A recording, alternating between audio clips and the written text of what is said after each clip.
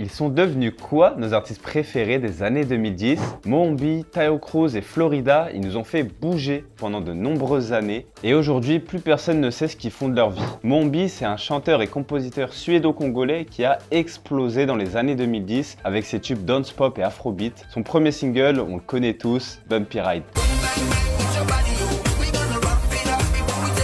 Ça a été un énorme succès international avec un mélange de rythme énergique, africain et de pop urbaine. Il a collaboré avec des artistes comme Akon, Pitbull et Nelly, s'imposant comme un visage majeur de la musique dance mondiale. Après son apogée, Mohombi est devenu plus discret sur la scène internationale. D'ailleurs, je suis sûr que tu ne savais pas, mais Mohombi, c'est le nom d'une boîte de nuit que tenaient ses parents dans les années 90. Bref, aujourd'hui, il est principalement actif en tant que producteur et auteur, notamment pour des artistes africains émergents et des talents européens. Il s'est recentré sur la musique afrobeat et urbaine, il fait partie de ceux qui ont participé à la montée en puissance de la scène musicale africaine à l'international. Tous les Rema, Area Star, Tems, Tyla et j'en passe peuvent le remercier. Au-delà de la musique, il s'implique aussi beaucoup dans l'humanitaire. Il a par exemple lancé une campagne contre la malnutrition et mène aussi un combat pour la protection des femmes victimes de l'insécurité en République démocratique du Congo. Il a même été qualifié d'ambassadeur de la jeunesse africaine par les Nations Unies. Niveau reconversion, on est pas mal là. Taio Cruz, lui, c'est un chanteur, auteur, compositeur et producteur britannique qui a cartonné au début des années 2010 avec des hits comme Dynamite, Break Your Heart et Higher.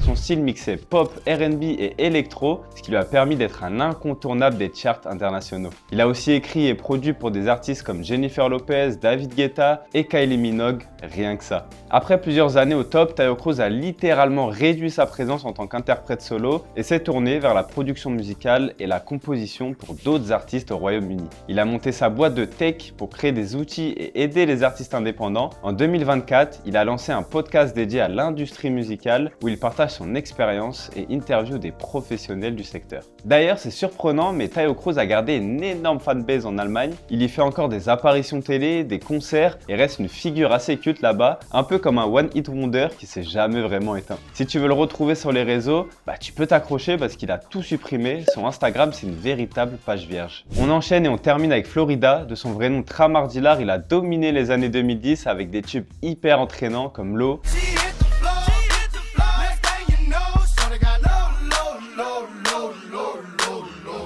Right Round ou Good Feeling. Son style mêle rap, pop et dance, ce qui lui a valu une énorme popularité dans les clubs et les radios du monde entier. En gros, il a collaboré avec des poids lourds comme David Guetta, Sia ou encore T-Pain. Il y a quelques années, Florida a fait un move de génie en investissant dans une start-up de boissons énergétiques, Celsius, bien avant qu'elle explose. En 2023, il a même gagné 82 millions de dollars après un procès contre la marque qui ne lui avait pas versé ce qu'elle lui devait en tant qu'ambassadeur et investisseur. Résultat, Florida est peut-être même plus riche maintenant qu'à l'époque de ses hits. Anecdote de fou, en 2021, Florida a représenté Saint-Marin à l'Eurovision avec la chanteuse Céline.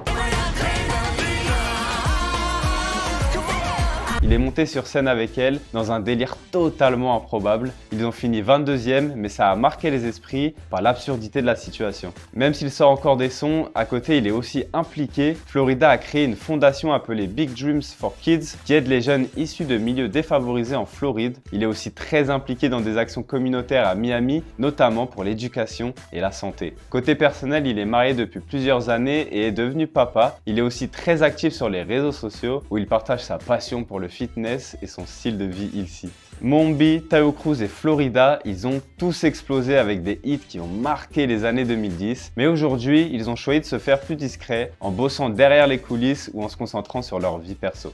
Et toi, mets-moi en commentaire lequel de ces trois artistes t'a le plus marqué.